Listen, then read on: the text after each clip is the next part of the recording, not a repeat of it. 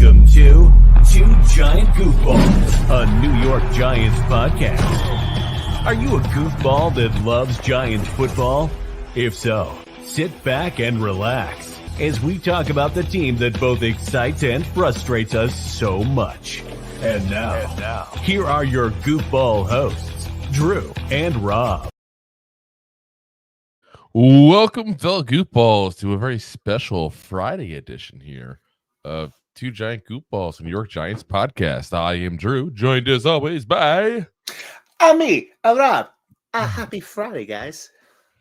Listen, guys, we were all set to get drunk, get crunk tonight and all. And what I mean by that is fall asleep before 10 o'clock because we're old and we work too much.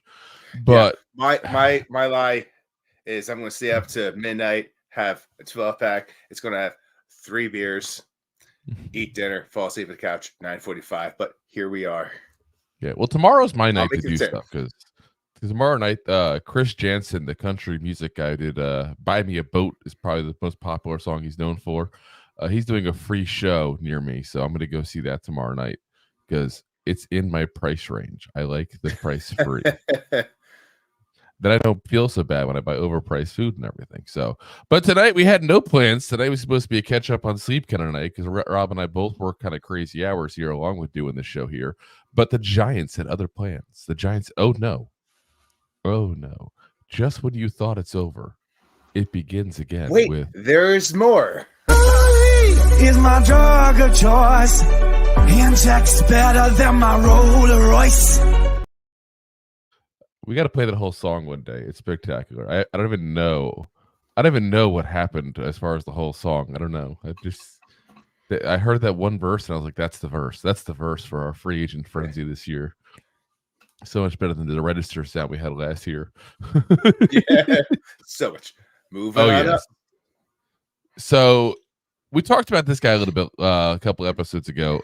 Tight end Chris Manhertz, formerly of the Denver Broncos last year, spent a good amount of time also with the Carolina Panthers. 6'6", 235 pounds, 31 years old.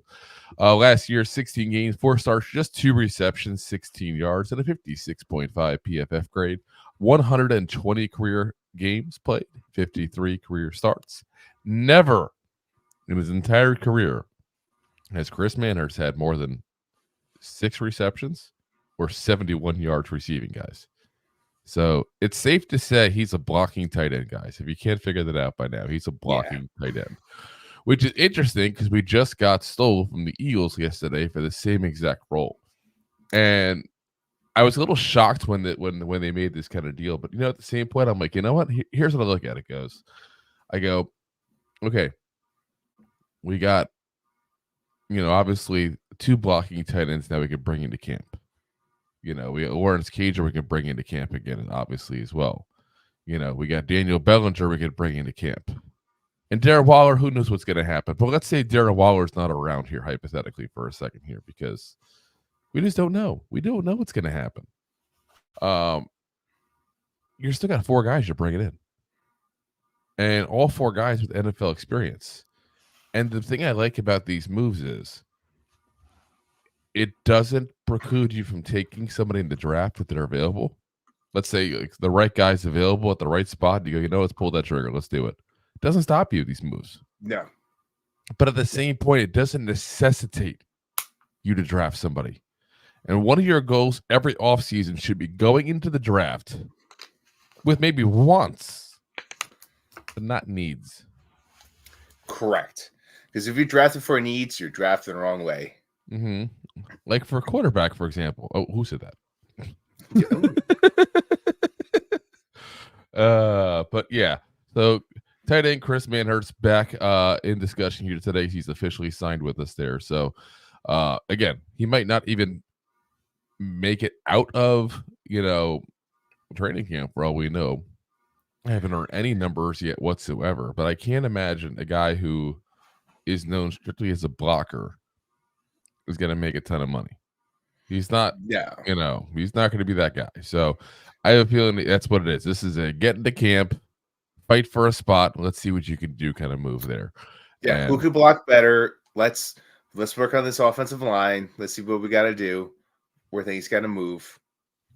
and yeah. which guy fits a better blocking scheme for going forward, Oh, especially yeah. since we don't have Barkley anymore, and we got Singletary, Brightwell, Yep. and Who knows who Eric else? Gray. We'll figure it out. Yay. That's to be determined right now. Yeah, pretty much.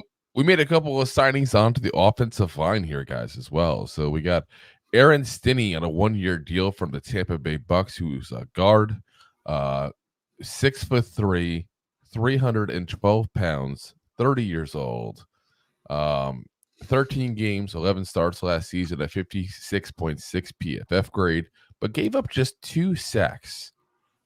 He's also got a good amount of postseason experience from his time with the Bucks as well. He started actually in place of Alex Kappa during the team's Super Bowl run. Also started in both the postseason contests for the Bucks there last year as well.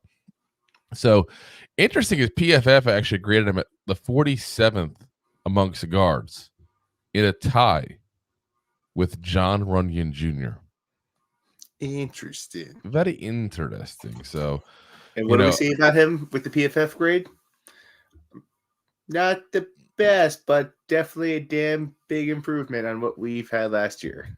Especially in the passing game. And what's weird is Stinnie's actually known a little more as a run blocker than a pass blocker. But again, gave up just 2 sacks last season.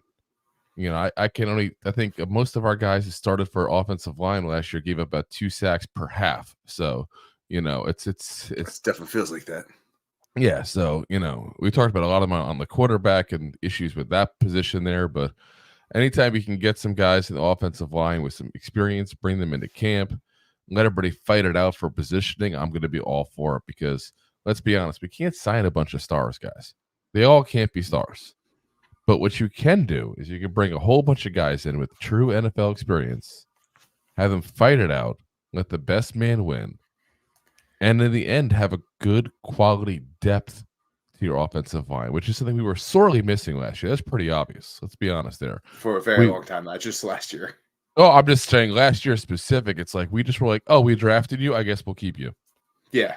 That's what it turned out to be. That's why Shane Lemieux, Matt Pert, even some of Joe Shane's guys to a lesser extent, and McKeithen and Azudu. It's like they're trying to force them down our throats. Like, just bring a bunch of guys in, and these guys can't hack it. They can't hack it. Let them go. Let them go. Yeah, stuff. But this guy has started now. He's been in 31 career games, 12 starts in his career. He's played at both guard spots as well, so he's got a little bit of flexibility in that regard there. And I can tell you, from living in the Tampa Bay area, the guys down here, don't get me wrong, I'm not going to lay the claim to this guy being an amazing player. He's not. But he's a good, solid guy to have in your team. Yeah. So listen, when you're looking at your starts, in the age, you kind of tell, the tail of the tape. Like he would make a pretty good backup in this league. Yeah. And listen, pretty good backup is something we would have loved to have last year, right? Pretty good backups, probably what our starting offensive line was last year. Basically. And they all went down with injuries. Wow. Yeah. One more guy we signed here, guard/center, Austin Schlottmann. Besides having a very cool name, he now has a 2-year contract. 6'6", 300 pounds, 28 years old. Played with the Vikings there last season. And damn, that's a freaking tall center. Like, you don't see, remember when they were talking about Nick Gates becoming a center? I think Nick Gates is 6'3", 6'4". Yeah, 6'4", I think. He's way too tall to be a center. You're 6'6". This guy's the size of a freaking tackle. He's playing, yeah. So 9 games, 3 starts last season, 62.6 PFF grade. Allowed just 1 sack on the season there, 67 career games overall, and 14 career starts. If you follow the Vikings, he's actually played a good amount the last couple of years there in his reserve role, but also at a few starts because of Garrett Bradbury being injured there at the center position a couple times. So, he's a guy who comes in with some experience. He's a guy that I think is potential to just flat out be the backup center. And if you need him in a push at a guard position, he can play it. But he's definitely primarily center. Again, not the typical size for a center, but somehow it just pulls it off at that point. And he'll come in, he won't embarrass himself, but he won't excel either. And let's be very frank and say that most of the guys who brought him last year, they embarrassed themselves. They did. Yeah. You can say it. It's okay. It's okay. We had a shit offensive line last year. There's nothing wrong with admitting that. I mean, it's pretty obvious. So the one that embarrassed themselves the most was probably Evan Neal. The guys we brought in, we knew what they were. I want to say embarrassing. We just tried to paint rust. It was still rust. Yeah, I mean, Evan Neal is just a walking embarrassment in general. Yeah. But I mean, it's just things that gotta change there, guys. Things that gotta change with that offensive line. And I'm glad to see that Joe Shane and the Giants are at least seeing that and saying, you know what? Same as I said, you can't sign a whole bunch of stars. You can't do that. It doesn't work. It doesn't fix things. No. But what you can do is bring in a whole bunch of bodies. High hopes. We've got mediocre hopes. Yeah. I don't have high hopes. I have mediocre hopes. Like, bring in a whole bunch of bodies, hope for the best, and let's see what happens.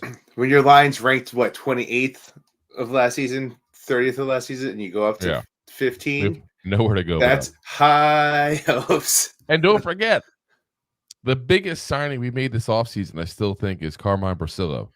Bringing in a new offensive line coach that I think is a good offensive line coach in this league, and has got some experience showing that he's a good offensive line coach. So, I'm kind of curious what he can do with some of the underperforming people we've drafted the last couple of years, and to see what happens overall with this crew here, because they've definitely been disappointing. I think that's very safe to say, that's for sure. So, all right, let's go some comments here, then real quick, and then we'll go. Let's go through the news here for both the Giants and the NFL after that there. Ooh. So Connor says, what a night. What the hell? Did we get Saquon back by trading away 3 first-round picks? No way in hell. Goddamn, I'm never making that deal. Connor says, what is on your shirt, Roberto? Are you a Dalmatian? Hard to tell. What is that on your shirt? A bunch of schooners, some sailboats. Schooners. Oh, okay. Oh, yeah. Connor says, necessitate. And Deb says, you tell him, Connor. So I'm guessing, did we mess up a word? Is that what happened? I don't know. You may have, Drew. I'm going to blame it on you. You talked about the draft. That's when that comment came in. I'll take the blame. It's okay. Connor says 30. That's old. LOL, coming from a guy in his 50s. Oh, yeah, I mean, that's the crazy thing is that 30, you're getting towards the end of your prime there at that point. At that offensive line, you're still good. You're still good for a couple of years. I mean, you think you're 32, 33, that's when things start going down a hill a little bit for most of these offensive linemen. Connor says, hi, Deb. And then he says, can't believe you guys came on for these pickups. LOL. Glad you did because I was bored. Listen, we had three pickups. We told you guys if anything happens, we're going to come on. So 3 pickups. We came on, and then we can start fresh there on Monday, assuming nothing happens there with getting back into the draft and everything for you guys. So that's the big thing. Honestly, we don't get back to the draft talk here because a lot of things still to go over with the draft and a lot of positions. All we've done a quarterback so far. So. Before Monday. Yep, Monday we'll talk in receivers. So prepare, get your notebooks ready. We're gonna have a lot of talks on receivers coming Monday. Connor said Schooner. Who's a fancy boy? Rob's a fancy boy. Oh, the fancy boy. Oh yes. All right, we're gonna go. Like I said, we're gonna go pretty quick tonight because we don't have a lot to go over there, but we wanted to give you guys the news on that. So let's break out the real quick of the Giants news, the league news, and then guys, we're all set and get out of here. It's time for the news.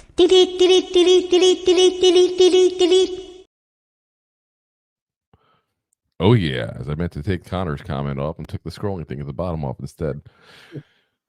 All right, so Giants news first. Friend of the show, SNY's Connor Hughes lists remaining possible targets for the Giants here. Listed running backs J.K. Dobbins, Alexander Madison, and Clyde Edwards-Helaire. Also listed wide receiver Marquez Valdez-Scantling, and also cornerback Tre'Davious White. So I'm going to nix basically every single one except for Tre'Davious White. Wow, I was really about to say the same thing. So here's my thing. only going to take a running back if he signs the minimum deal. From everything I'm hearing, he's gonna take the min deal and that's it. I think what happens is we go ahead and draft somebody personally, put them with Singletary. Hope Eric Ray is something besides the pile of poop he has been with last year. Maybe Gary Bright will provide something at that point. Again, he's shown a little bit when he's had the chance, and you just run with it and hope the offensive line is better, and that's what helps improve the running game. Well, I mean, JK, he hasn't been great as a Raven. Let's be real, and he was injured quite a bit. Yeah. You have Madison, who was injured 2 years prior, and then comes back and was not himself last year, which is why Aaron Jones became a Viking. Yep. And then Edward Singletary, he's a good player, but he's not a guy that you're going to. Well, Clyde Edwards-Helaire, my thing with him is if you can't succeed with Andy Reid, you can't succeed with anybody. I'm sorry. I wouldn't put him higher in Singletary. And to pay that kind of money to have no. But what I'm saying is they're going to pay a minimum to whoever they get. I can tell you that right now. That's definite. But what I'm saying is Clyde Edwards-Helaire could not succeed in Kansas City. If you can't succeed with one of the best offensive minds and the best quarterback in football right now, I don't need you. One of the best lines as well. Yeah, I don't need you. To me, you're just not that good. Marquez Valdes-Scantling. I mean, let's just put it this way: he's a very fast receiver who's going to get you on a good day 600 to 700 yards, and he's going to drop the ball quite often. Does that sound like somebody we already have on the roster? We got let's be honest, we got 2 fast receivers already, and we got one at a very cheap deal, and the other one we just re-signed. So let's I mean, Darius Slayton is what I'm saying, that he reminds me of to a certain degree. Slayton seemed to have fixed his drop problems last year. I don't need a guy who the Chiefs don't want anything to do with because he's dropped the ball in key moments and they feel like cost them games potentially. So I'm good. Tre'Davious White, he's got to be the right money because the guy hasn't played in 2 years. I don't know what he's got left. I don't know what he looks like. Obviously, the Giants will bring him in for a physical and all that kind of stuff before they sign him. But he's the only one, like I said, he's the only one that piques my interest because what do we need to prove? I mean, granted, we didn't need to improve all 3 of the spots, but you could probably get him at the cheapest deal, and he would make the most improvement. If White is healthy, he's an improvement at that position. Yeah, the other ones, if they're healthy, I don't think they're improvements. No, yeah, not at all. So respectfully, I'm gonna hope this. I don't know if that's Connor Hughes' opinion or if he has people that he's telling him that. So if it's his opinion, we'll respectfully disagree with Connor. But if it's just him hearing stuff, I hope that's just BS rumors. Because there's plenty of BS rumors going around this time of year, that's for damn sure. 100%. So Seahawks GM John Schneider said their team wanted to keep Drew Lock, but the Giants apparently were able to get him over here with an opportunity to compete to be starting QB. And whoa, when he said that, did that start a firestorm going there in the media? A firestorm. Yeah. So Drew Lock about that earlier. Drew Lock came in today and did his introductory press conference and said he's just coming up to be a pushy backup QB was his exact wording there. So he's trying to nip that in the bud. But there's a lot of rumors going around. That's a soft plane, but not denying the. Well, no. But fairness, nobody wants to be the backup. So I'm going to push this guy to take his spot if I can. I would gladly take the backup quarterback role in Kansas City right now. So you say that, but if you were the backup quarterback, you'd want to start and make more money and get more accolades and all that kind of stuff. I'm just saying you would. That's natural. That's normal. That's okay. I'm also not 24 years old, 25 years old, and which is why you're not in the running to be the backup. That's the only reason. If you were just a few years younger, But I mean, I feel like there's a lot of rumors going around now after that because I don't know which ones are true though, and that's why I call them rumors. Where it's like, oh, maybe Daniel Jones isn't healthy, maybe he's behind schedule. It's like maybe you just guys don't know, and that's I don't know why media has such a problem saying I don't know, but maybe this means something, as opposed to them trying to make wild stories now. Like we don't know what's going on with Daniel Jones, and that's okay to say that, guys. That's perfectly fine to say that. We have not a clue. because the only people that can tell us what's going on with Daniel Jones are Daniel Jones himself and representatives of the New York Giants. And guess who's not going to tell us? Yeah. But guess who's not going to tell us any information? Those people. We have nothing to go based on except for what we're told. And what we're told is spoon-fed to us by those people. So don't believe what you hear. And just sit there and say, I don't know. There's nothing wrong. I don't know. I don't know why people in media have such a problem saying, I don't know. That's okay. You know, I mean, I feel like any other occupation, you're told if you don't know how to do something, just speak up and say, I don't know. Because it's better to say that than to make a mistake, except for the media. Maybe weathermen too. That's kind of media. Yeah, it's about to say it's a version of media. Yeah.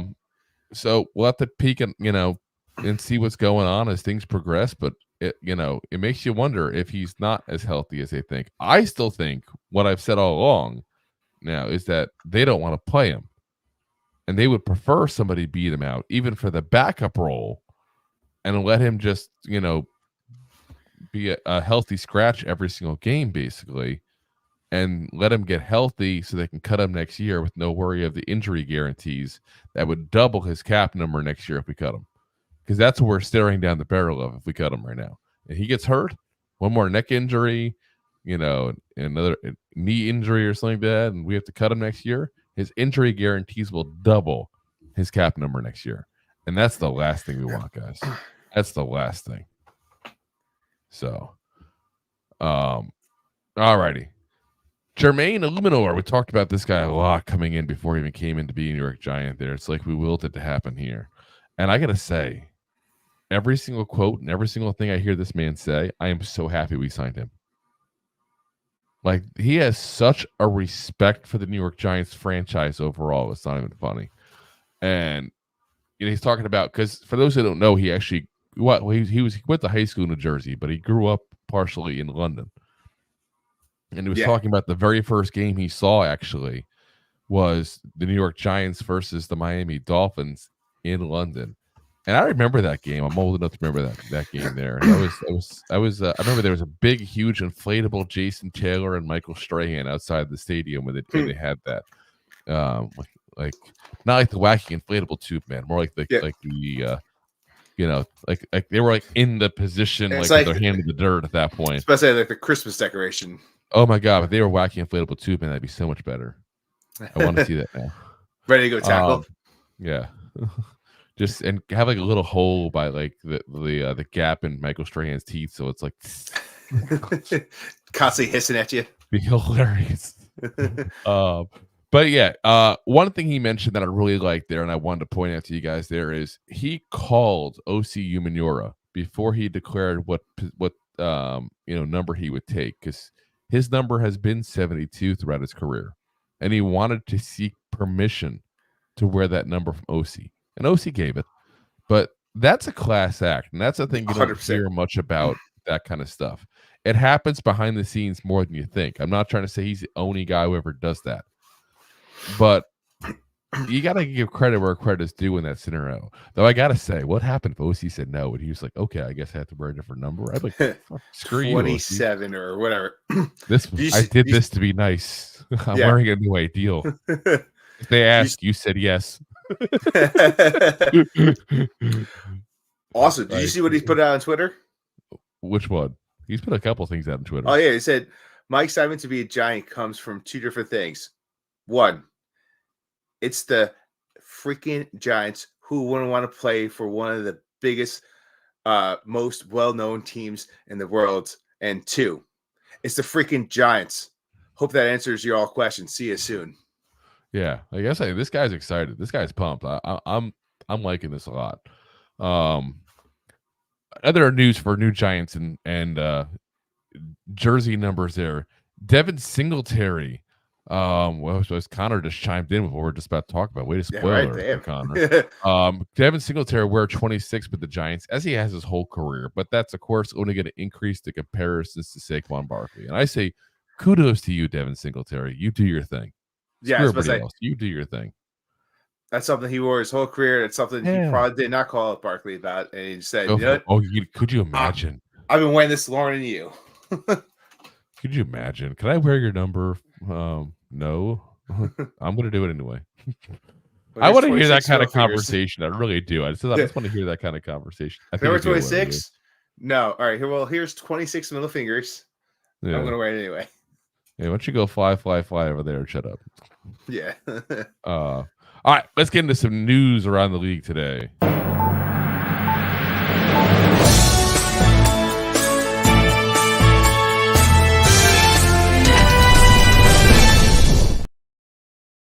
All righty there, guys. So first up, the Giants lost a player today. Ben Bredesen, of course, former guard, center, basically every single spot we needed him except for tackle. Signed today with the Tampa Bay Bucks. I mean, I don't think he played tackle with us ever, but I mean, he played both sides of the guard, played center. I mean, it's a versatile player. Signed with the Bucks today with a 1 year, $3.5 million deal. So it's like we kind of like swap players with the Bucks there. A little bit. So, best of luck to that guy. Listen, as much as we talk trash about the offensive line, Ben Bredesen is one of the few players I have respect for, not just the heart they put into it, because he definitely worked his tail off for us there, but also especially last year, the talent level he has. He's not a bad player. He's just been surrounded by poop and poop teaching and more fecal matter. That's what it is. I think you're going to see him go there, and I think he's going to be a much better player with the Bucks than he ever was with us. I really do. Probably. When you're surrounded by double chocolate layer fudge cake. Yes. Now imagine poop and fecal matter, which is just more poop. Boop. It's boop. Kenny Pickett, Jersey boy, traded today to the Philadelphia Eagles along with pick 120. The Steelers got pick number 98 and the Eagles' two highest 7th round picks in 2025. So Tiny Hands himself is off to Philly to be their new backup quarterback. Interesting move. How many quarterbacks are on the move in the last 24 hours there? Kenny Pickett, Desmond Ridder. Why am I drawing a blank at number 3? Who was number 3? That guy. Oh my God. Why am I drawing? It's going to annoy me that I'm drawing a blank on this now. It really is. But it's a lot of QBs moving all of a sudden there. And it's weird because you're seeing a lot of stuff going into play that you go, is this all backups? Is there somebody thinks they could fix to be a starter? I mean, I can't imagine these guys being starters elsewhere. Yes, but Pickett, I definitely you just never know. I mean, you still got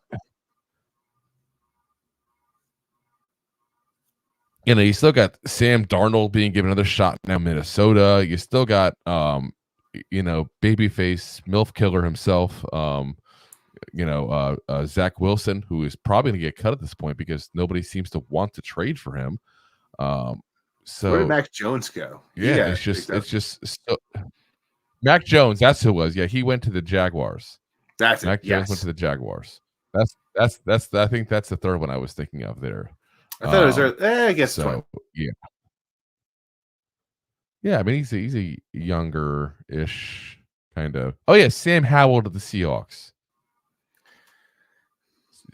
You have so many quarterbacks being traded. Sam Howell, Kenny Pickett, Mac Jones. I mean, that's just Desmond Ridder. I mean, it's a lot of movement here with a lot of young guys. It's almost like some of these guys too didn't even get the full rookie contract to see what they got. It's now I want the Giants, John Mara specifically, pay attention here. These quarterbacks did not make it. They didn't re-sign them after 4 years. They just said, you know what, this isn't working out. It's not you, it's me. Yeah. So goodbye. And I did just see Deb asking about Garoppolo. He actually signed Jimmy G to sign today with the Rams, Deb. So yeah, he is going as well. So yeah, a lot of quarterback movement there, but interesting there because the Eagles, we've been talking about it forever. The way that Jalen Hurts plays, you kind of almost expect him to get injured 1 year. And that's a pretty important position, the backup. I mean, he's one push away from an IR stint. I mean, he's been close to it. I mean, look what happened with us when Okereke just rammed into him and jumped over Kelsey. I mean, and You can even make the statement of, will the tush push be even any good without Travis Kelce? Does that change it? That's kind of important. That is part of very the tush interesting. push. We talked about that with Kelsey's retirement last night. Well, we didn't talk about that part, but we talked. Yeah. I didn't even think about that last night. We're talking about that. That's you don't know how that tush push is going to be. Especially other news. That big Kelce tush. Yeah. Other news here. Speaking of big tushes, Aaron Donald retired today from the NFL. 10-year career is officially over. We know he's been talking about retiring for the last couple of years, and I think people just thought it was a way for him to get more money. And let's be honest, he did get more money. They kept throwing money at him not to retire, but I guess he didn't want to play anymore at this point. I haven't heard too much on the reasoning behind it yet, but I mean, you're talking about potentially the greatest defensive tackle to ever play the game. If he's not the greatest, he's definitely up there with the greatest at that point. He's definitely the talks. Yeah, I mean, I'll say this: in my lifetime, I would say he's the greatest that I've seen. Obviously, 42 years old. I haven't seen, some of the old guys like Mean Gene Green and stuff like that. I haven't seen those kind of guys. I can't sit there and say that he's the greatest ever. And I hate when people say that they're like 20 years old. He's the greatest player ever. Shut up. You've seen 5% of the NFL. It's just about, yeah. I think we've reached that age, Rob, where us saying that now, being, has a little more, almost 40. Yeah. Like it definitely, I got a couple years. I said almost, but he is there in that conversation at the very least, being 30s. One of the best. Yeah. Middle high 30s. Stop it. But I mean, if you think about it there, I mean, who else would you put there as the best defensive tackle? There's no doubt about it. You have to frame at that point there. I mean, if you're I'm not going to talk about other people. I mean, you go to Warren Sapp. I mean, I guess, he would go into that conversation. John Randall, Cortez Kennedy. There's a few guys that I could sit there and say were good. I mean, I think Geno Atkins is a guy who's probably a little underrated that we've seen at that point. Towards the end of the time frame, Dan Hampton of the Bears, who, again, I got to meet. He was pretty chill. Shameless plug to that. But, I mean, I don't know who else you want to say. I mean, again, I don't think he's in that conversation of best player ever. I don't think that's the conversation he goes into at all. I think you could say if this generation is. I don't even think that, honestly. Here's the crazy thing: if you're going to say best guy from this generation, I'm going to say J.J. Watt right now. Of that generation that Aaron Donald was put into, you know what I mean? Yes, that's where I was originally going with that. But it's my generation watching it. You can start a Limp Bizkit song. My generation. We don't give a. But I'm just saying, I think he's in that conversation of one of the best defensive tackles ever. But it's also, again, he's playing a position that there's not that clear cut winner. It's not like it is where you go, who's the best linebacker to ever play the game? Well, we're gonna probably say it's going to be LT right off the bat. Who's the best corner to ever play the. People are going to sit there and say Deion Sanders. Who's the best defensive end ever to play? People will probably just say Reggie White. I mean, there's specific people at specific positions. And I think Aaron Donald is now in that conversation probably is, and it's a shame because I'm glad he walked away in his own terms. Don't get me wrong. But I think in the grand scheme of things in time, having just a 10-year career may hurt him to a certain degree. Same as now, when we talk about the best running back of all time, Jim Brown is in that conversation. Obviously, I think anybody doesn't put him in that conversation as being one of the best to ever play the game is I'm sorry, just an absolute moron. But the guy left when he was still at the top of his game, and he played for I think 9 seasons, and he could have played for much more. And I think that hurts him in the conversation, especially because they didn't play as many games back then and stuff like that. Whereas, same as a guy like Barry Sanders, you can go a little more modern than that in the same position. Barry Sanders played 10 years. I mean, if Barry Sanders had played 2-3 more years, he'd probably be hands down considered the best running back to ever play the position. Yeah. I mean, so it makes you wonder, will that affect Aaron Donald in the long run? I don't know. Let's see how history sees him, 5-10 years down the road. It's always going to be hypothetical when it comes to all that, because you're looking at what about hypothermia? Yeah, hypothermia. Yeah, so you're looking at hypothermia. Like everyone, let's talk about quarterback position, right? Like, yeah, a lot of people go to Tom Brady. Why? Dude played in the NFL for like 25 years and he won a lot. So what about he won? I mean, there's other great quarterbacks that played the position, and they probably have some better chunk change and allotment time of part of Brady's career that you could argue that, hey, maybe he could have been better than Brady if he played for 20 years. So Marino's the guy. You throw that immediately. Marino's definitely the guy. If you throw that in there with Marino, and Marino, because he crushed every record. But like I said, him in the modern football would have been fun to watch. But like I said, we'll have to see what happens with Aaron Donald and his legacy as time goes on there. We got a trade today, draft trade. The Vikings traded up today to get a second first-round pick. They got the 23rd pick and the 232nd pick from the Texans, who then got the 42nd overall pick and the 188th pick overall, along with next year's second-round pick as well from the Vikings as well. So the Vikings now have the 11th and the 23rd overall picks. What does that mean? That means they got ammo to trade up, guys. We're talking about somebody who could leapfrog us potentially for a quarterback. This is now the team that could leapfrog us. Now, I looked up the point value system because I'm curious. I like to see there, and don't get me wrong. There's other things we can do as well that the Vikings can't necessarily do now because of this. So we can say, hey, we'll give you our first round and our second round next year. Well, guess what? The Vikings don't have a second round next year. There's things we can do to even this back out again. I'm not saying it's a lost cause. We can't trade up. I've heard some people say that, but they're kind of crazy.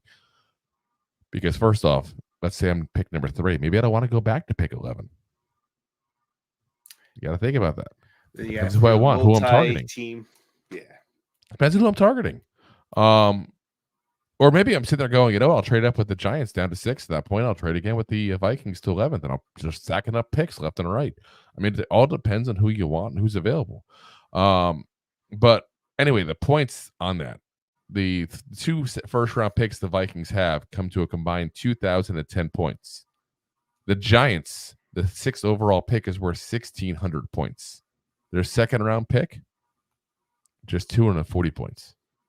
It's a huge drop-off. But the crazy thing is, our first and second is only a couple hundred points away from where they're at. So I'm saying, don't give up hope yet, guys. Don't follow the people that are saying, oh, the Giants can't trade up now. The Vikings just leapfrog them as the team to trade up with. No, they didn't. They did not. You have no clue who. Let's say hypothetically, let's say you're the Patriots hypothetically, because that's who everybody thinks is going to potentially trade out of the first 3, if anyone does. And then, it remains to be seen, probably based on what quarterback is available to them at 3. Who they would potentially trade out or not trade out for. But let's say the Patriots hypothetically want to trade out. They go, okay, let's say left is, let's say Drake May hypothetically at pick number 3. We don't like Drake May, but we like J.J. McCarthy. Would you take the trade to go to number 11 and hope that J.J. McCarthy is there? Would you take the trade at number 6? You know what? They'll take a quarterback. The next couple of guys are taking wide receivers. I'm not worried. Like I said, these are all things that these teams have to think about when they trade. It's not like they can just go, okay, we're trading back number 11, guys. No one take J.J. McCarthy in the meantime. Yeah. Don't you do it. Don't you think about it. He's ours. Yeah. We called first dibs. We like it doesn't work that way. It doesn't work that way. If anything, people are gonna probably hear the whispers that they want J.J. McCarthy and somebody move up ahead of them. So I mean, like I said, there's a lot more moving parts than just, they have 2 first-round picks. They'll got to get the quarterback if they want it. So I don't know who's trying to hype this up as like lost hope on the Giants, but whoever started it needs to stop. It's crazy talk. Absolute crazy talk. We still have the 6th overall pick. That is a hugely important asset, because if you are a team that's going to trade down, That means you can still get an elite wide receiver or probably your pick of offensive lineman. You're not getting that 11. No. 11, those guys are gone. They're gone. So gone. Exactly. I cannot breathe for the first time. Is that the one? I don't know. Something like that. Something like that. I don't know. So anyway, other news here is we're talking about things draft related here. This isn't. These moves aren't necessarily directly draft related here, guys, but I'm going to go ahead and include them as draft related. Marquise Hollywood Brown signed with the Kansas City Chiefs. Now you might say, how is that draft related? Because who had him previously? The Arizona Cardinals, who are picking up at number 4. What does that tell you guys? They plan on taking a wide receiver. I can guarantee it. Now, don't get me wrong. Everybody pretty much assumed they were going to take wide receiver. I don't think that's a huge shocker to anybody, but it solidifies that thought. So, Marvin Harrison Jr., I hope you enjoy cactus jelly and Red Rocks, because that's where you're probably going, unless somebody skips on a quarterback in the first, Next up, the other thing is also kind of draft news here. The Chargers traded Keenan Allen to the Bears for a 4th-round pick. Now, it's not draft news because they got a 4th-round pick. No one gives a damn about a 4th-round pick in a trade. The thing is, they traded Keenan Allen. They already cut Mike Williams. They're running out of receivers, guys. And they pick right before the Giants at number 5. So, chances are, the way this draft is going to go now, quarterback, wide receiver. Which means the Giants are basically the Patriots of the wide receivers. We're going to get whoever's left over of the 3. And I'm cool with that. Listen, I have no problem with any of those 3. Obviously, we're going to do, again, a wide receiver show on Monday. And I'll do, further depth as far as video and that kind of stuff on these guys here. But from what I've seen so far, I have no problem with getting Marvin Harrison Jr., Rome Odunze, or Malik Neighbors. I am perfectly fine with any of those 3. So they're all a little different. They all have different ceilings and floors and everything at that point there. But yeah, I'm good with either one of those. So I'm not worried about it. But interesting to talk about because, like I said, I think the writing's on the wall for a quarterback, wide receiver star. I'm sure they'll still take 20 minutes between their picks anyway, just to piss us off and make the show 7 hours long. But because, of course, Rob and I, these schmucks will be on live during the during the NFL draft, guys. So buckle up, guys. It's going to be a long It's going to be a fun ride. Boom. It's going to be a slow ride, that's for sure. Slow ride. Yeah. Boom, Take it easy. Boom. We'll be taking drinks. That's what we're taking probably. But like same as last year. Remember the last couple picks last year? Like, just pick somebody already. Just pick someone. You must know who you want. Why are you dragging this out? Why are you dragging this out? All righty. Let's go through some of the comments here real quick, guys, and then we're going to head on out for the evening there. Let's see here. Ooh, we got a whole bunch of comments here. The more I thought, even where we're going. Let's see. Connor says, Serenades. I know he was. I appreciate that. I don't know if he's going Aerosmith or Lone Star version. No, there's 2 versions of the same song, you realize. Lone Star, the country band, did it the same exact year. I don't know which one he's doing. I mean, he does live down in Florida with me. He might be doing the country version. You never know. Connor says, can't believe they gave up on Pickett that quick, but he didn't even go far. If you leave, you should get out of area. Yeah, I mean, can't say I blame them for giving up on him. I think we've seen what Kenny Pickett is. He's a low-end starter to a decent backup. He's not a bad backup, guys. No, I just don't. I mean, he's also behind Matt Canada for how long? I know, but still, he's had good receivers this whole time too. He's had good running game around him the whole time. It's not like he's had nothing around him. You can complain at the line. There's definitely been issues with the Pittsburgh line. I just blame the coach. But I'm just, like I said, I'm just pointing out. It's not like the cupboard was bare for the offense the entire time he was there. Connor says they ruined Mac Jones. He played good first year. I will 100% agree with you on that one there. I don't know how high the ceiling was on Mac Jones. Don't get me wrong, but when you're letting Joe Judge and Matt Patricia run your offense, you get anything bad that comes your way, and that's exactly what happened there to them. I think the Patriots have a lot of issues going on. I mean, Yeah, well, obviously. yeah, obviously, I think they're on their outs because Bill Belichick as a head coach has always been good at creating a system and making bad quarterbacks look good and making backup quarterbacks look good. I mean, look at Matt Castle 12 years ago, whenever it was, who had like a 10-win season when he played 14 games. Yeah, and then he goes to the Titans and has a terrible year. Yeah, I mean that's just like I said, all craziness there. What happens with the Patriots there? But this is reverse. That was a guy who did bad. I did good. That should have been bad. And now you have a guy who showed some promise rookie year and just went to poop. Deb says Garofalo didn't go to right. We mentioned he signed with the Rams today. Connor says Janine Garofalo, she's still unsigned by the NFL. Connor says we could have had Jimmy G. He says I've seen them all. LT, Ray Lewis, Mean Joe Green, Reggie White, the best. Ooh, wow! You did not just say that, Connor. Wow, you did not just say that over LT. Listen, I like Reggie White a lot, and I said I give him credit as being one of the best, if not the best, defensive ends of all time. But I still have to give it to LT because LT did it all. He did coverage. He did, he did pass rush. He run stopped. He did it all. Whereas defensive end, just by default, your main goal is set the edge and get the quarterback. It's an easier position to play. So I'm still going to give it to LT. Miles Garrett Retui said, yeah, I mean, I think Garrett actually have a pretty good, legacy career. Yeah. He's still young, so we'll have to see what happens. I mean, exactly. He's an athletic beast as well. He is. Besides the talent.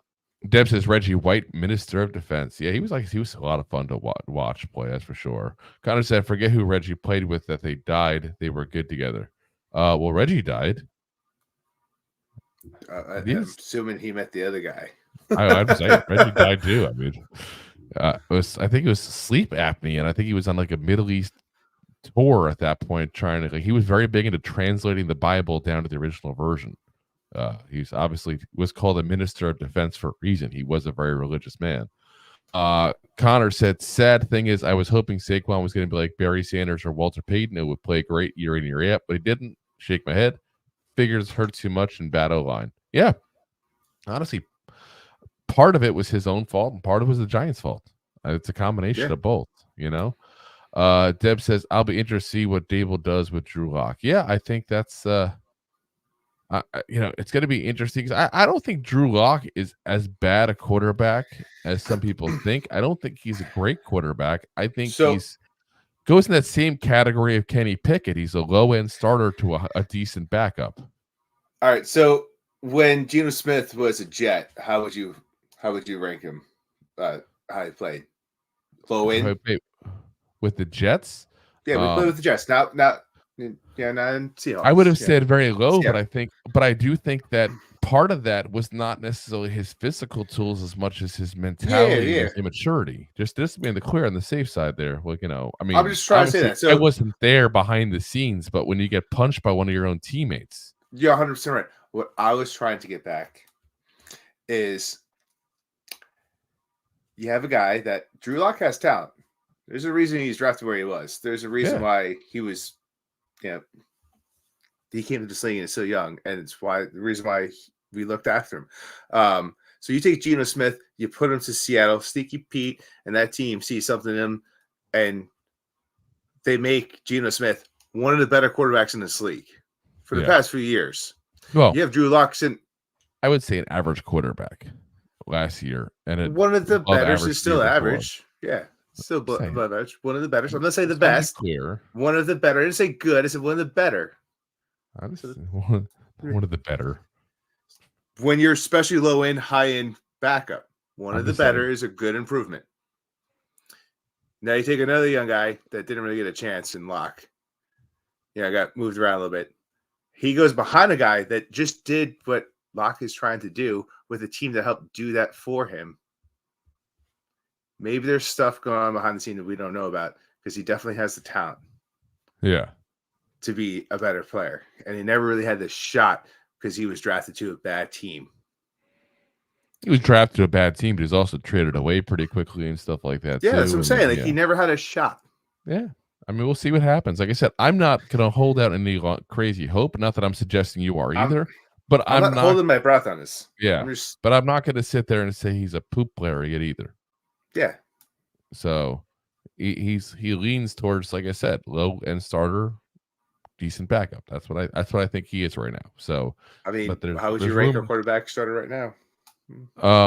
Honestly, I would start him over Daniel Jones because we already talked about I want to get Daniel Jones hurt. We had to pay him. Yeah, he's better than Tommy DeVito.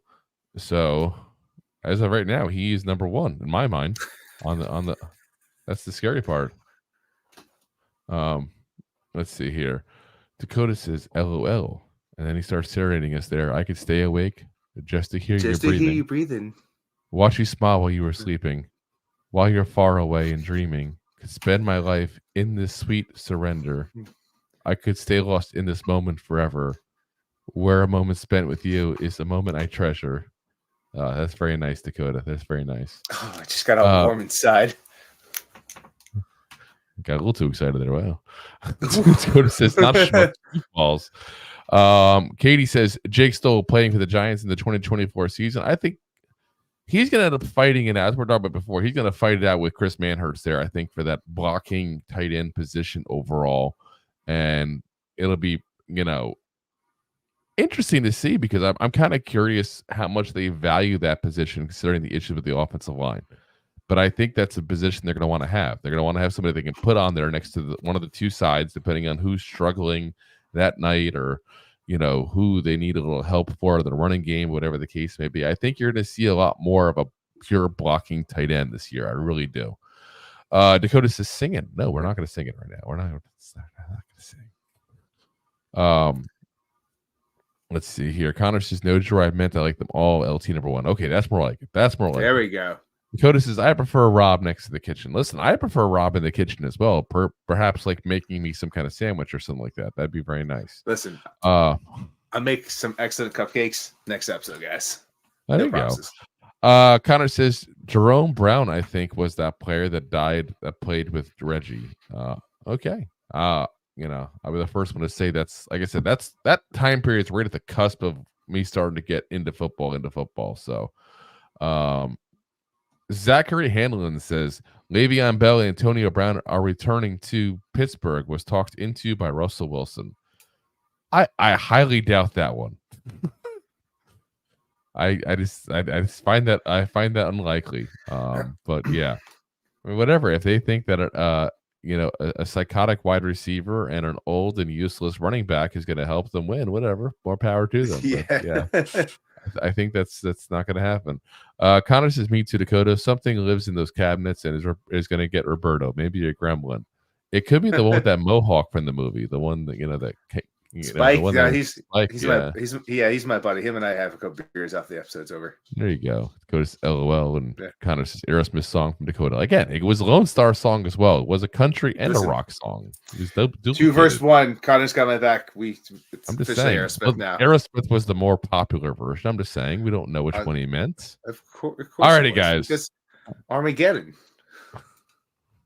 Speaking of Armageddon, we're going to call it a night. Yeah. We will see you guys again Monday.